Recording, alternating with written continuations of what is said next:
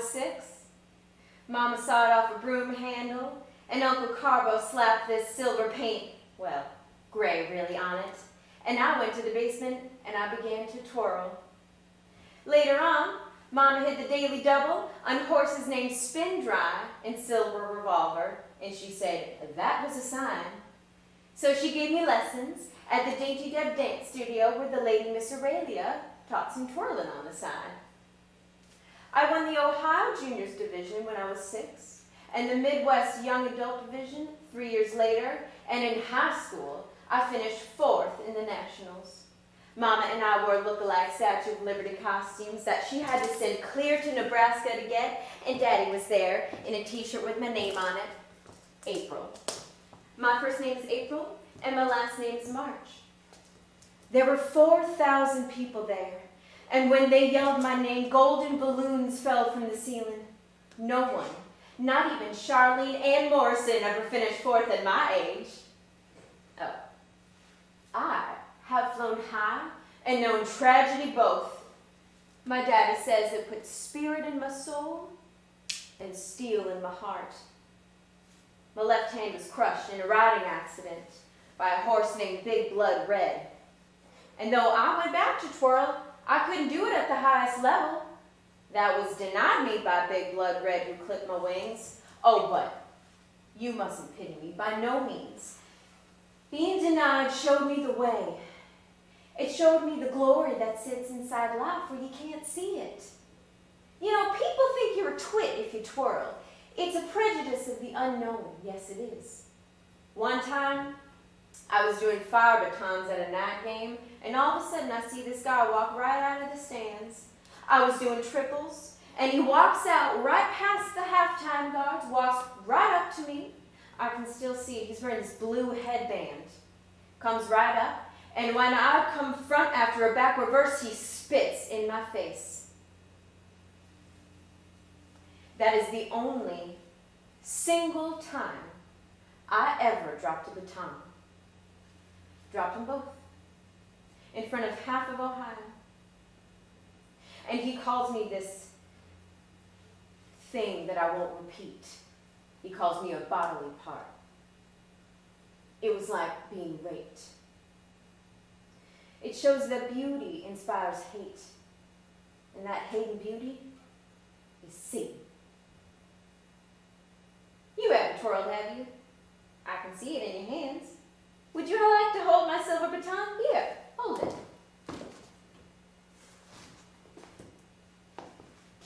You can't imagine what it feels like to have that baton up in the air. I used to twirl with a girl who called it blue-collared zen. The tons catch the sun when they're up, and when they go up, you go up too.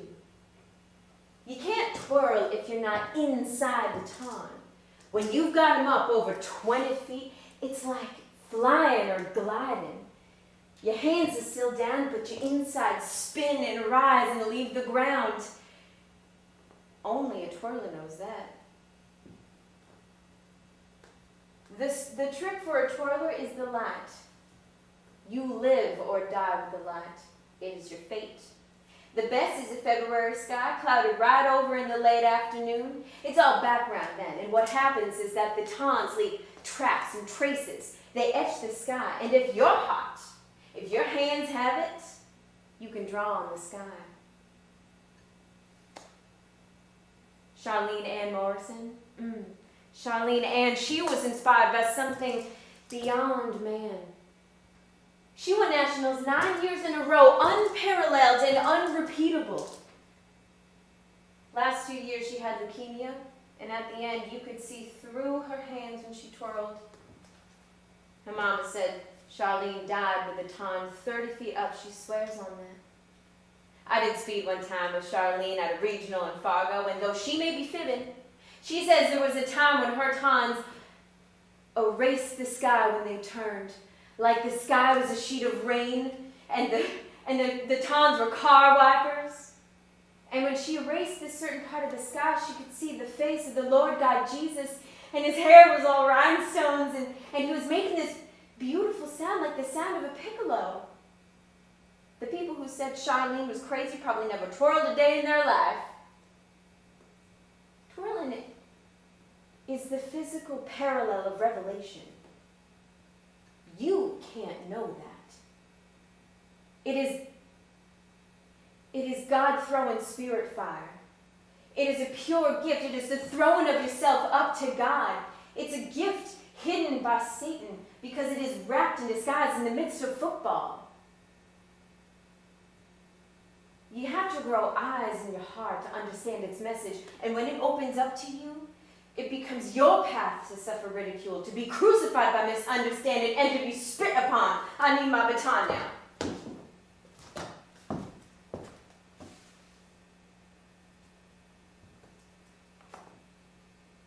There is one twirling no one sees. At the winter solstice, we go to a meadow God showed us just outside of Green Bay.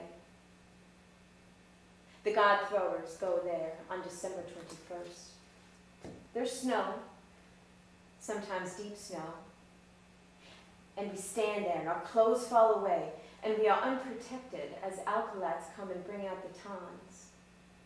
They're ebony tons with razors set along the shaft. And one by one, the twirlers throw the tons 20 feet up in the air. And when they fall back down, they cut your hands. The razors arch into the sky and they find God. And when they fly down, they cut you in the crucifixion. And they draw blood from you. And the blood draws God's face on the ground. And if you're up there with batons, you can look down and see him revealed. Red on white. Red on white. You can't imagine. You can't imagine how wonderful that is. I started twirling when I was 6, but I never really twirled until the horse named Big Blood Red crushed my hand. I have seen God's face from 30 feet up, and I know him. Listen, I will leave my baton here for you, lying right there, like I forgot it. And when the people file out, you can wait back and you can pick it up. It can be yours. It can be your burden. It is the eye of the needle.